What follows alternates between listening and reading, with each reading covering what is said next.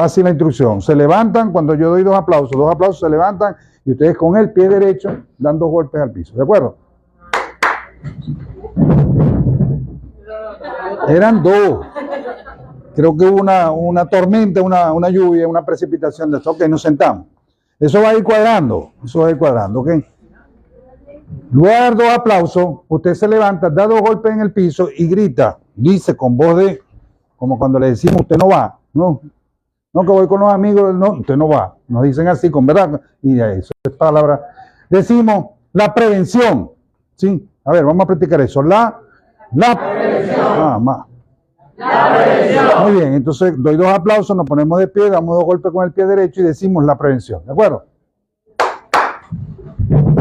La prevención. Excelente. Ya sonó mejor los golpes. ¿Sí se dieron cuenta? Vayan ustedes mismos evaluándose para que vean cómo se dan claro que los 2 aplausos ya están más coordinados y que los golpes en los que están más coordinados. Muy bien. Yo voy a dar 2 aplausos, usted se pone de pie, golpea el piso usted con el pie derecho 2 veces, dice la palabra prevención y da 3 aplausos a usted. ¿De acuerdo? ¿Estamos claros? ¿Instrucción clarita? ¿O la repito más lento? No, eso está claro, ustedes son muy inteligentes. Esta mañana el amigo Arturo le despertó todas las neuronas a la gente, así que todo el mundo está claro, ¿ok? ¡Te fijáis!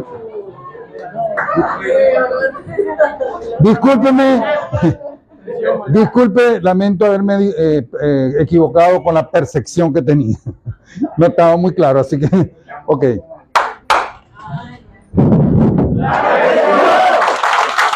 Muy bien. Ahora nos sentamos nuevamente, nos sentamos y vamos con la última fase. Con la última fase que tiene 2 acciones, ok. Comenzamos, doy 2 aplausos, usted se pone de pie, da 2 golpes con el pie derecho en el piso, dice la palabra la prevención, da 3 aplausos y dice es la opción y terminamos todos aplaudiendo la cantidad de veces que a usted se le ocurra, ¿de acuerdo? Clarito. La prevención es la opción. Sí. Ya, ahora sí estamos como que más calienticos, ¿ok?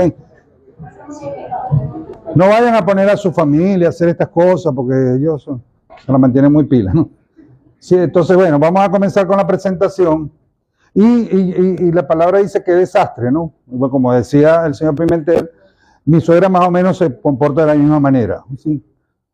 O yo a veces lo hago con ella, cuando la veo en el portón un día domingo, en el frente de mi casa, y digo, qué desastre, ¿no? Y es en forma de exclamación, no es en forma de pregunta, es una forma de exclamar, ¿no?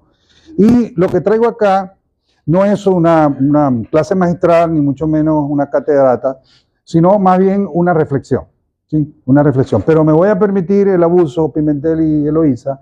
Yo quisiera ofrecer estas palabras, esta reflexión, para alguien muy especial que fue mi mentor en este tema y que fue el mentor de muchos de los que estamos hoy en día en el tema en la línea de emergencia y desastre, en la respuesta, prevención, mitigación de riesgo, ese tipo de cosas, ¿okay? Todo lo que tiene que ver con eso, él fue uno de los principales elementos, hombres que se dedicaron a promoverlo y que no solamente lo hiciéramos o lo entendiéramos o participáramos en un curso, sino que lo practicáramos en el campo.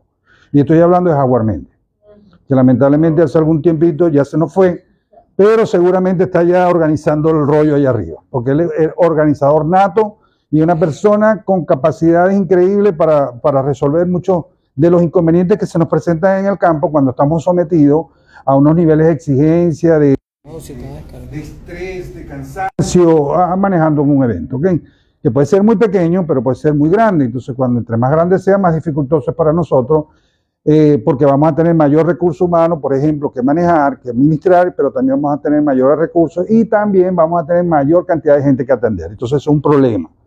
Para eso es un problema. Entonces, esta reflexión se la dedico especialmente a Howard, a mi amigo del alma, mi mentor, y por supuesto espero que ustedes podamos de alguna manera sensibilizarlos para que podamos resolver muchos de los problemas que se nos presentan en estos eventos. Pero antes de entrar, ¿quiénes son respondedores de emergencia y desastre acá? ¿Sí? De emergencia y desastre. No, 1, 2, 3. O sea, yo quisiera que todos levantaran la mano. Por favor, todos. Levanten la mano derecha. ¿Juran ustedes? No, mentira. todos son respondedores, porque usted en su casa, si pasa algo, que va a responder es usted. Si su hijo se cayó, usted responde.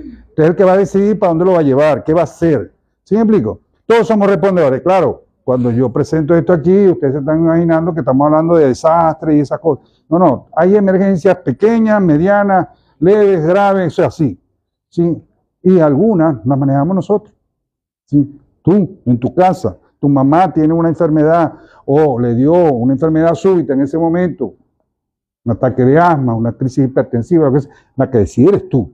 Tú eres respondedor en ese momento. Entonces, claro, como tú respondas, ahí es donde está el detalle, como tú respondas, tú vas a resolver el problema. Y esa respuesta viene dada por la preparación previa que tú tengas. O sea, no es una cuestión de suerte solamente, no la puedo dar a la suerte. Yo tengo que de alguna manera estar al tanto de alguna información que me permita resolver ese problema. ¿Okay? Desde saber dónde está la pastilla que debe tomar mamá para la crisis hipertensiva, porque a veces dice, tráeme la pastilla, ¿dónde está? O sea, ya es parte del plan familiar que uno puede tener, ¿no?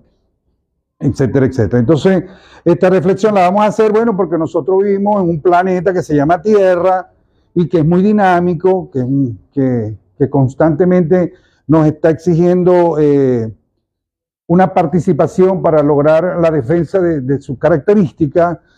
Para nadie es un secreto que día a día van apareciendo eventos que anteriormente no estaban, ¿sí? Están provocando situaciones que son más intensas, más difíciles para las poblaciones, para las personas, ¿sí?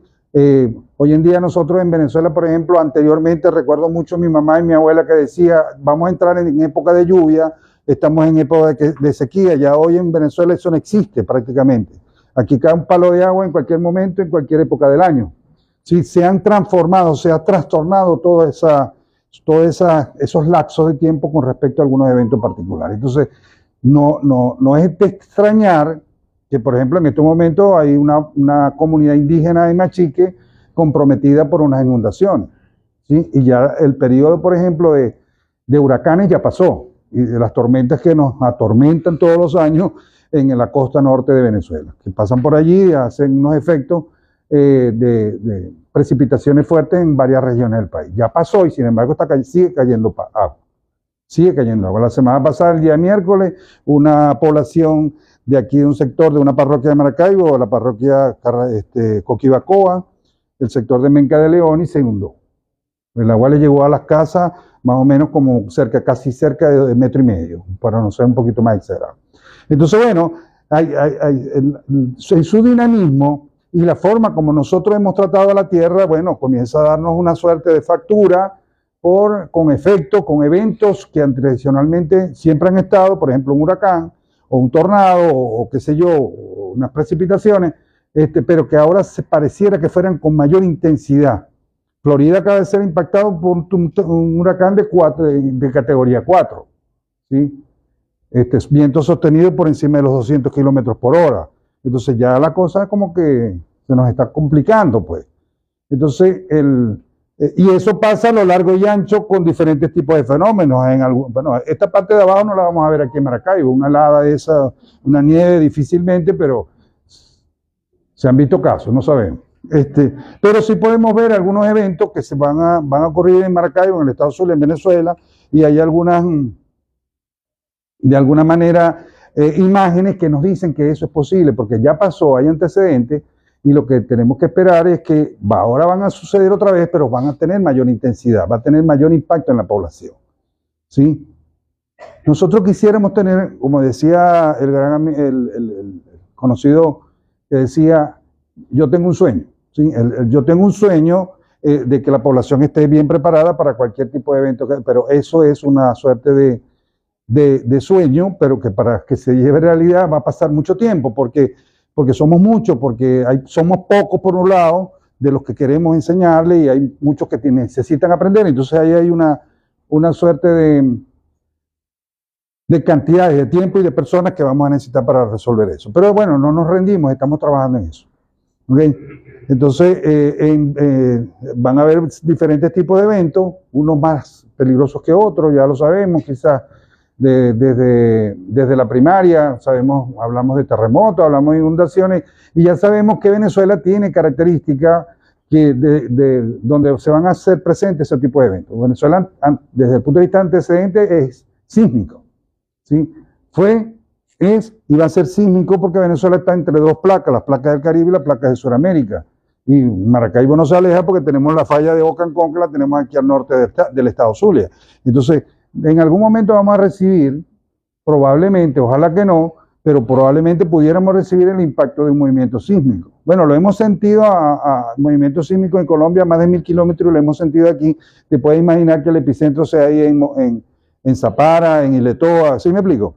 Hemos sentido a 400 kilómetros movimientos que se han originado en la falla de Boconó, lo hemos sentido aquí en Maracaibo. Entonces yo no quiero saber, ni imaginarme, qué pudiera pasar si el epicentro y el hipocentro son más cercanos. Hemos tenido deslaves, bueno, el famoso deslave de Vargas en el 99, ¿no? Entonces comenzamos a ver una fotografía de realidades venezolanas, de eventos que se han producido aquí en Venezuela, y que nos indica que sí, que nosotros no estamos exentos de que aquí ocurran tragedias. ¿Sí? Fotografías, Tejería, Vargas, Cumaná, en el terremoto de 1997, edificios escolares que colapsaron producto de ese terremoto. Una de las tragedias más recientes, más, digamos que importantes, 5 quebradas se unieron y arrasaron con una buena parte de la población de Tejería en el estado de Aragua, ¿sí? Trayendo destrucción severa. El evento fue nocturno, o sea, comenzó a parte de la tarde y se desató justamente en la noche, donde todos estamos más tranquilos supuestamente, y resulta que se convirtió en una tragedia. En la mañana es que se vio todo el desastre, todas las afecciones. Lo interesante de esto es que para que estos eventos puedan ser atendidos, entonces vamos a tener que intervenir algunas personas, ¿sí? Para administrar esos eventos, para de alguna manera paliar las consecuencias de estos eventos. Van a requerir la presencia, la participación activa de personas, ¿sí? Por ejemplo, bomberos para el caso de incendios y algunos eventos como materiales peligrosos y otros más, que están sumamente preparados para eso, protecciones civiles para el tema de la atención de la población, la asistencia humanitaria, la ayuda humanitaria, la alimentación y una cantidad de cosas, policías o organismos de seguridad ciudadana para efecto de resguardar las propiedades, incluso a las personas, incluso a los respondedores de la emergencia, y así para de decir, ¿no? O sea, son muchas las organizaciones que pueden darse allí, ¿no? Incluso hasta individuales. Un médico puede hacerse presente y tú tienes ese recurso allí, pues lo pones a trabajar para beneficio de la población afectada. Y eso siempre va a ser así, siempre vamos a ir. Algunos serán porque están obligados a ir porque son funcionarios. En mi caso, por ejemplo, si el día que pase algo en Maracaibo, yo voy a estar ahí. Y el amigo que es bombero y el amigo que siempre vamos a estar ahí. Algunos irán por voluntad propia, como dije anteriormente, el tipo voluntario, y algunos van a ir con otras intenciones. Lo dejo a creatividad y pensamiento de cada quien. ¿Sí? Van a ir con otras intenciones, no sé si es por la fotografía, no sé si es por el tema de ponerse en algo, no sé, yo no quiero hablar mal de nadie, pero siempre va gente que no está bajo las condiciones y características de preparación, de capacitado, de avalado, de certificado, gente que sabe, para decirlo en términos muy, muy fáciles, ¿ok? O sea, no estoy poniendo en duda la capacidad de nadie, pero sí va gente que no.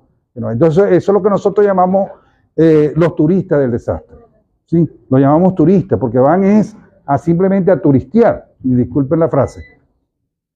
Estas personas, por lo general, no ayudan mucho, sino que entorpecen, ¿sí?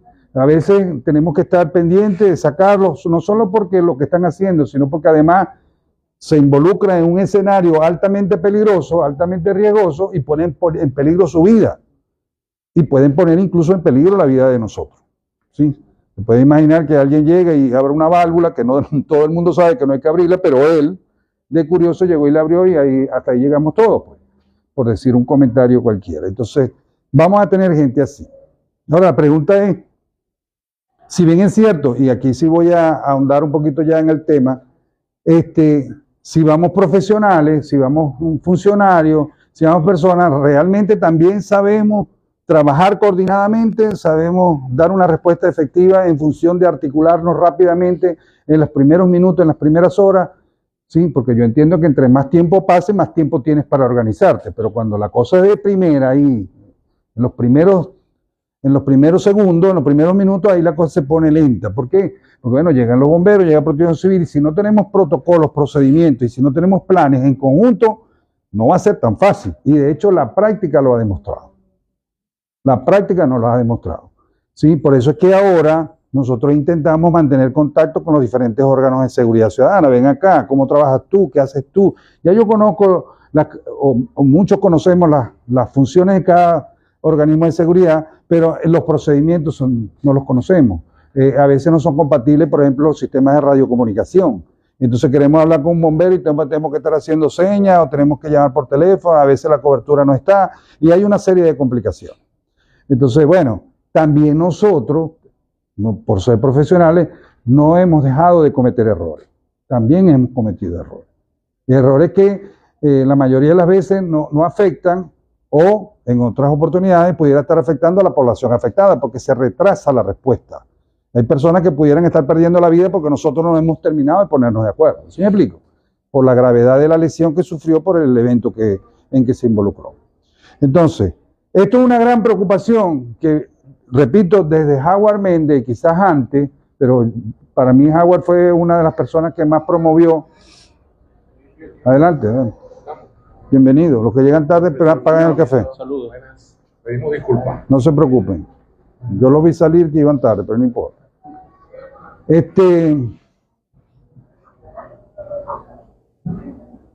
qué? Decía que Howard Méndez era una de las personas que más influyó para que nos organizáramos al tema con respecto a la respuesta a una emergencia. ¿Sabe? Por eso que yo lo valoro, lo admiro, lo respeto mucho, porque nos enseñó eso. Nos enseñó de que no solamente es gire, no solamente es ganas de querer ir, sino, por ahí hay un eslogan que dice, no solamente es querer salvar, sino saber salvar. Entonces, es eso, o sea, el ir, pero ir con las herramientas y los conocimientos, las habilidades y destrezas y los equipos suficientes para dar una respuesta contundente, porque esa respuesta contundente se traduce básicamente en el bienestar de la población que fue afectada. O sea, allá ese es nuestro objetivo. Nuestro objetivo es salvar vidas, paliar un poco el sufrimiento, ¿sí? De que las personas sean tratadas dignamente a pesar de que están en una situación de desastre, a darle la ayuda humanitaria o la asistencia humanitaria de manera oportuna. Esa es la razón de fondo. Más allá de que sabemos que hay que rescatar, más allá de que sabemos que hay que atender una herida, de que, ¿sí me explico? O sea, es una cuestión de fondo. Y esto de la organización, en la mayoría de las organizaciones como que no les termina de dibujar mentalmente. O sea, es decir, vamos y respondemos y ya está. No, ya va. Tú tienes que, de alguna manera, estar claro cómo lo voy a hacer. O sea, y yo parto de algunos principios para eso, ¿no? Entonces, bueno, qué desastre. Esto era una historia que le iba a hacer, pero por cuestión de tiempo lo voy a dejar. ¿Okay? En una oportunidad, yo analizando algunos manuales, hace poco, no tanto, cuando yo tenía como 20 años, yo me puse a investigar por el tema que yo vengo de la línea de búsqueda y salvamento, ¿sí? Del grupo Rescate Maracaibo. Entonces yo me empecé en aquella época ya conocía a Howard, me comenzó a me comenzó a despertar el interés de que más allá de rescatar había otras cosas que se podían hacer. Entonces yo me empecé a investigar y conseguí en algunos manuales alguna información y yo dije, bueno, fundamentos para lograr la respuesta exitosa a cualquier rescate, o cualquier búsqueda, operaciones SAR, ¿no? Y hice un breve resumen. ¿Cómo estoy de tiempo? ¿Estoy bien? Ok. Bueno, hablábamos del reconocimiento. Esto no lo voy a explicar mucho porque me voy a enfocar solamente en la organización. Pero había el reconocimiento, que era la evaluación, que se tenía que hacer en el diagnóstico inicial, pero la evaluación permanente durante todas las operaciones, sobre todo en toda la actividad, el tema de la organización y el plan, ¿sí? Pero a esto además se le agrega el recurso humano capacitado y especializado para atender la respuesta, ¿no? Si usted me dice a mí, hazme una torta, yo te digo que no, porque yo no sé hacer una torta. Yo las pongo, pero a veces, pero no las hago, ¿sí? Entonces, pero si me preguntas a mí, vamos a hacer un plan de emergencia, de pronto sí te digo, te acompaño, porque yo conozco algo de eso. ¿Me explico? Entonces, el recurso humano es fundamental, es como el marco de esto, ¿no? Todo esto está dentro de las capacidades que tenemos nosotros como seres humanos en conocimiento, capacidad y destreza y habilidades. Entonces la organización es lo que yo me voy a referir rápidamente para efecto de lograr esa sensibilización o esa reflexión, ¿sí? Ahora sí voy a preguntar, aparte de eso, ¿quiénes son realmente respondedores de emergencia y desastres de una institución específica? ¿Ok? Muy bien. Los que están aquí probablemente conocen mucho de esto, ¿sí? Los que son ya practicantes, ¿sí? Brigadistas de una empresa, de una industria, o voluntarios, no sé si hay aquí. ¿Okay? Paramédicos, a lo mejor en su carrera les enseñaron algo de esto. Bueno. La organización, desde mi punto de vista, es tan importante como cualquier otro aspecto que se involucre dentro de la administración de un evento, ¿no? Pero yo siento que sí, eso es lo primordial, o sea, además del plan, ¿no? Y de pronto de la evaluación, pero es que si no estamos organizados, eso va a ser así como que cada quien va a hacer lo que le parece, como le parece, según su criterio, ¿sí? Y eso suele pasar en muchas ocasiones, incluso hasta en la familia, ¿no? O sea, vamos a pintar la casa y todo el mundo saca un criterio, ¿no? Verde, azul, roja, amarilla, sí, de seda, ¿no? Yo tengo ahorita un conflicto con mi esposa, ¿sí? Porque yo pienso un color para la cocina y ella piensa otra y tenemos un conflicto. Y ni modo de llamar a la suegra porque yo sé lo que va a pasar. Entonces, no la voy a meter en esto. ¿Okay? Entonces, la organización. Entonces, si conceptualmente hablando, primero que nosotros tenemos que ver que la atención de un evento adverso, cualquiera que sea, nosotros no lo podemos ver simplemente como un evento que ocurrió y que necesita que yo vaya. Yo lo tengo que ver algo así como que algo que yo tengo que administrar. O sea, yo tengo que ejecutar una serie de acciones para poder lograr el resultado. O sea, me tengo que plantear objetivos incluso, ¿ok?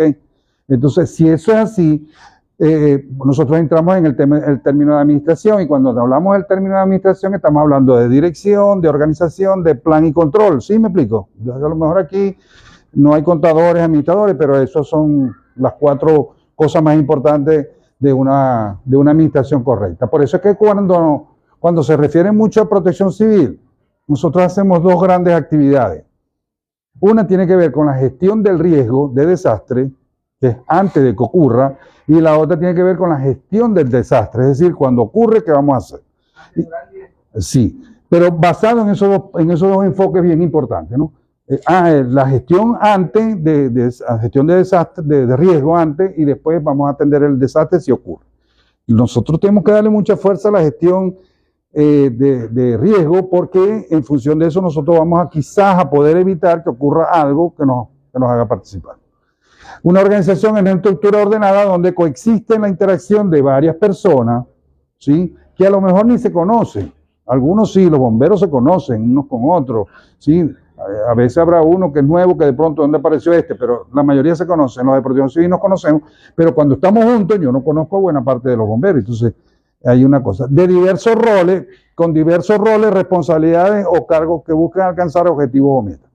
¿Sí? Eso es una organización. Entonces, cuando hablamos de organización, yo siempre he dicho que tenemos por lo menos 3 acciones que hacer mínimas. Podrán haber muchas más, pero yo les traigo solamente 3. Niveles de mando, es decir, definir claramente quiénes son los líderes aquí. Este es el coordinador, este es el director, este es el subdirector, o sea, definir eso. O sea, el nivel de mando. En algunas organizaciones, caso los bomberos, tienen jerarquía. ¿Sí? En caso de brigadas de emergencia, a lo mejor no se aplica mucho eso. En protección civil también hay jerarquía, aunque no de la misma línea de los bomberos, pero ahí vamos. Y a veces los niveles de mando se asumen por jerarquía y no por capacidad. Y ahí pudiéramos tener el primer error. Porque el hecho de que yo tenga la mayor jerarquía no necesariamente me da las habilidades, los conocimientos y la destreza para administrar ese evento. ¿Sí me explico? La característica que tiene la brigada sí se asigna por competencia. Por competencia, o sea, es decir, yo sé hacer esto. O sea, ¿cómo te pongo? Yo entiendo esto de la gerencia y entiendo que para resolver algo no tienes que ser el dueño absoluto del conocimiento de ese tema en particular, porque tú eres gerente, tienes principios gerenciales. Pero entre más sepas de esto, más fácil se te va a hacer el trabajo. Entonces, bueno, este nivel de mando es importante destacarlo, ¿no? Y la asignación de tareas, entonces ahí sí, ya están los líderes formados, ¿cuál es el otro equipo? Los que están más abajo, es decir, tú vas a hacer esto, tú te vas a encargar de logística, tú de comunicaciones, tú las operaciones de rescate, tú te encargas de la atención prehospitalaria, y comienza a delegar roles y funciones. Y eso es muy importante, porque todos estamos haciendo simultáneamente sobre el evento. ¿Sí? No es que primero hago esto y después no, todo el mundo está trabajando y porque cada quien sabe exactamente cuáles son sus tareas y lo que tiene que hacer. ¿De acuerdo? Suele pasar que si tú no le indicas qué es lo que va a hacer, la persona está así como que en la gramita, ¿no? Y mirando para todos lados y dice, ajá, ¿qué hago? Entonces, ¿qué va a hacer? ¿Qué se le ocurre que va a hacer? Lo primero que se le ocurre a él. Y a lo mejor eso no es exactamente lo que necesitamos que haga en ese momento, sino otra cosa. ¿Okay? Digo, Gibson, en el evento que tuvimos en Machique, en el Cerro La Cuchara, como del avión, llegó un loco, desgraciadamente, Te la tengo. a nivel nacional y le dijo a su funcionario, quítele los pasaportes a toda la vida para reconocerlos. Me contó a mí que yo no fui al evento, tenía que ir a hacer en Maracaibo. Yo estuve 3 meses metido en el aeropuerto reconociendo muertos. Y cada vez porque habían bolsas que tenían 3 cabezas, una mano, así es. Un desastre. Así. Justamente termino la reflexión con eso, con una fotografía de ese evento. Ok, entonces el otro aspecto es la administración de recursos, o sea, nosotros tenemos que aprender a administrar recursos tanto humanos como materiales y equipo. O sea, yo no me puedo imaginar nunca un bombero apagando un incendio y se queda sin agua. O sea, ¿sí me explico? O un rescatista o una paramédico que de pronto quiere detener una hemorragia y no tiene con qué hacerlo. O sea, yo eso tengo que visualizar, yo tengo que ir con mi equipamiento, yo tengo que ir con mis recursos a manejar ese evento. Bueno, habrán eventualidades que pronto aparecen del momento y uno tiene que aprender a resolver cosas, pero lo más que pueda resolver previamente es mucho mejor para todos. Entonces, la administración de recursos, el humano. O sea, nosotros llegamos y queremos trabajar 48, 72 horas continuas. O sea, la adrenalina de querer ayudar, y se lo digo con mucha base, porque hemos estado en algunos eventos y mientras yo he querido dormir hay gente que quiere estar tirando globitos y flechitas y no. En el grupo de Rescate Maracaibo teníamos un principio que decía, y aquí voy a darles esto como valor: duerme mientras puedas dormir y come mientras puedas comer, porque no sabes cuándo vas a dormir ni cuándo vas a comer en el caso de una emergencia o un desastre. ¿Sí me explico? Y eso sí, no solamente me lo aprendí, sino que lo practiqué.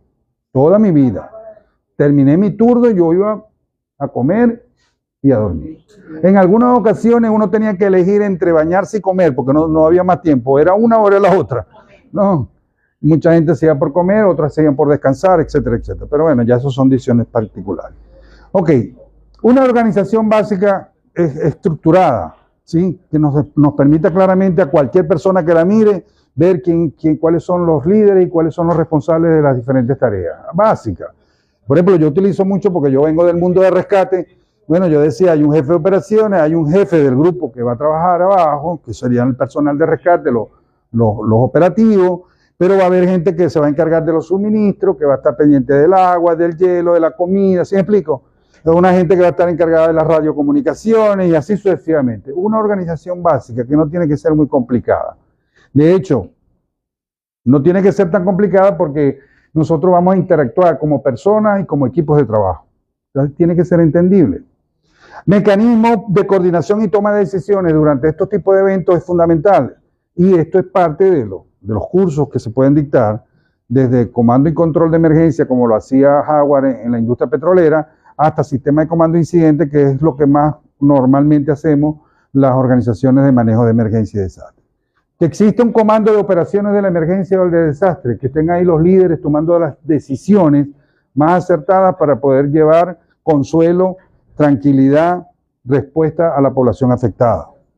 Grupo de personas con capacidad de, o sea, y no es que voy a consultar, no, la decisión se toma ya, ¿sí? Porque de eso va a depender la vida de la persona allá abajo. Una sala situacional que sea la receptora, la que reciba la información, la analice, la sintetice y presente un producto al comando de operaciones para que puedan tomar las decisiones más acertadas. O sea, no le pasen ese listado de cosas escritas, a veces a mano, y por estudiantes, disculpen, estudiantes universitarios que respeto mucho, pero escriben muy rápido, entonces no son muy fácilmente entendibles. Sí, hay que hacer un curso de farmacología para poder entender esto.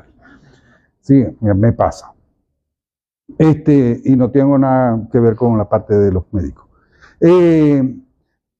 que le envían un producto en calidad, por ejemplo, de una tabla Excel, en calidad de un gráfico, en calidad de un producto ya sintetizado, para que la gente ya no esté perdiendo tanto tiempo evaluando, sino que tome hay tanta familia, ¿cuántos litros de agua necesito? Si tengo 300 familias y son promedio de 3 por familia, o sea, sacamos la cuenta, ya ese número no tienen que calcular, ya las salas situacionales les dice eso.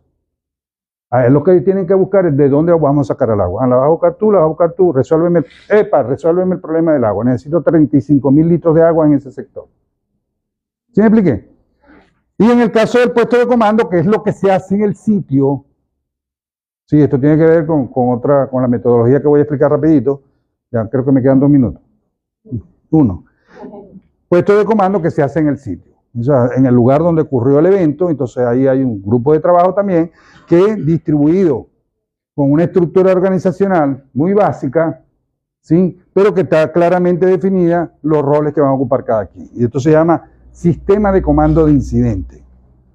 ¿Ven? Eso ya está escrito, eso no lo inventamos nosotros, eso desde el año 70, en unos incendios forestales en California, en Estados Unidos, se estaban cometiendo muchos errores, los comandantes se reunieron y dijeron, vamos a poner orden a esto, ¿qué es lo que está pasando? Y lograron definir 10 principios, o 10 cosas que estaban sucediendo equivocadamente y después los convirtieron en principios del sistema de comando de incidente. Entonces hablaron de comunicación, si el evento es más pequeño, ¿no? Esto es un curso de 8 horas, de 16 horas, de 40 horas, que no lo voy a molestar a ustedes, no tengo el tiempo, pero sí. En 2 minutos lo queremos. Sí, no, yo lo puedo dictar, pero el problema es el tiempo. Pero cada quien ocupa. Entonces, normalmente, ¿cuáles son las figuras que aparecen de inicial? El comandante, o lo que llamamos nosotros el comandante incidente en escena, que a veces con él solamente basta para resolver el problema porque no es nada grave. Cuando se te cayó tu primito allá, tú fuiste la comandante incidente en escena porque tú fuiste la que tomaste la decisión y no necesitaste, bueno, quizás administración si la llevas a la clínica. Bueno, anyway. Pero puede ser que el evento sea más grande y tienes que ir incorporando personajes que te vayan resolviendo los problemas en diferentes áreas. Entonces aquí tenemos el comandante, aquellos que están a la derecha son los oficiales, ¿sí? Los oficiales de seguridad, información pública, enlace, cada uno de ellos tiene su función, ¿sí? Lo que sí les puedo decir es que se ha practicado desde los años 70 para acá y las organizaciones que lo han practicado han tenido éxito. Tanto éxito que han comenzado a agregarle cosas, ¿sí? Y los manuales cada vez son más amplios. Entonces ahora tienen ramas, divisiones, tienen una cantidad de cosas porque cada una de estas secciones, operaciones, planificación, logística, administración, no todas se crean para todos los eventos, pero cuando se crean, tienen cada uno sus recursos humanos que le están trabajando diferentes tipos de problemas o resolviendo diferentes tipos de problemas. Entonces esto sí es una estructura ampliada o expandida del sistema de comando de incidente, que es algo que yo respondo. Volvemos otra vez con el desastre, pero ahora con una cara de un niño que pareciera que nos estuviera cuestionando, que nos estuviera reprochando, ¿no? Porque es que esa es la figura de una persona que fue víctima de un evento adverso y que ve cómo nosotros convertimos un desastre dentro de un desastre cuando vamos de manera desorganizada a atender la emergencia. Entonces, la señora que está pidiendo auxilio, que está pidiendo apoyo, entonces dice, ¿será que los ayudo yo a ellos para que se organicen primero? Para que me puedan prestar la ayuda correctamente. ¿Sí me explico? Entonces es una forma de reproche, ¿no? Y esto es lo que nosotros no podemos aceptar. Que la comunidad nos esté señalando, mira, no, lo que pasa es que vinieron, sí, la vinieron, pero ¿entendés? O sea, lo hicieron mal. O sea, yo estuve mucho tiempo aquí, yo estuve mucho tiempo allá, no me atendieron aquí, no me dieron esto allá. Y es producto precisamente del desorden. Entonces, que no se repite la historia. Lo que estaba comentando el amigo, un accidente aéreo en la Hacienda de la Cuchara aquí en Machique, en nuestro estado, y esto fue el ejemplo más claro de lo que no se tiene que hacer. ¿Sí? Y disculpan a aquellos que fueron para allá. Yo estuve ahí y lo hablo con mucha propiedad porque yo vi desde el principio cómo se desordenó todo. Lo que pasó, dice él, de los documentos fue real. Quítense, pero si esa es la manera más... Quítale el reloj, pero si ese es otro mecanismo para identificarlo. Quítale esto, o sea, a menos que haya habido otra intención, no lo sé, lo dejo a su creatividad. Lo interesante de esto es que no podemos seguir repitiendo las historias. Si ya sabemos que existe un mecanismo, una metodología, la necesidad de organizarnos para manejar emergencias, no hay excusa. No hay excusa de nosotros. ¿sí? Y lo hablo en términos chiquitos al término más grande, desde su casa. Piense ahorita, ¿qué haría yo si pasa algo? ¿Lo has pensado antes o lo vas a comenzar a pensar cuando suceda? Tienes el número de emergencia de los bomberos, tienes el número del, bueno, ya sabes, el 911, ¿sí?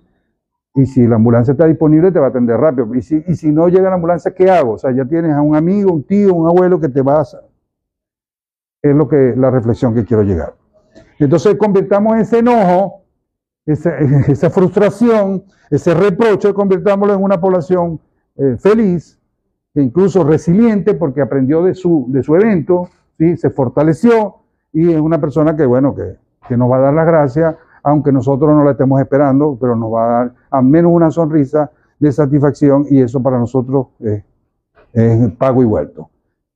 Por eso es que nosotros la meta debe ser mejor que ayer, no mejor que nadie. O sea, empieza por mí, empieza por lo individual, pero también viene después por lo colectivo. Yo como funcionario, Dixon, pero después mi organización. Vamos a mejorar, vamos a hacer que las cosas cambien, de mal para bien, de regular para bien, de bien para mucho mejor, en este tema de administración de desastres. Así que, pues, esto es todo.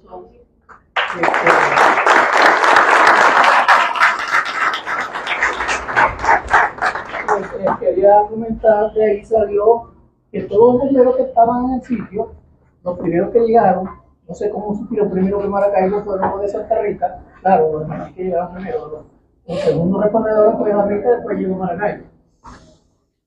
Que tuvimos que parar el trabajo, porque a esa época era el director nacional de Protección Civil, y ando también, que mandó a hacer locura, mi general, eso no es así, esa época yo soy...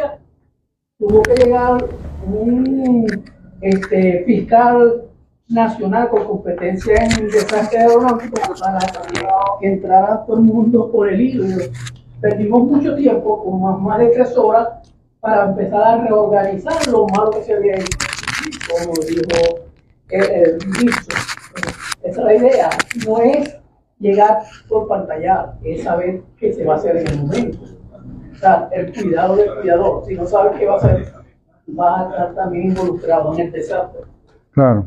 Bueno, muchísimas gracias. Ha sido para mí un placer compartir con ustedes. Gracias, Pimentel. Un aplauso más fuerte, que se escuche.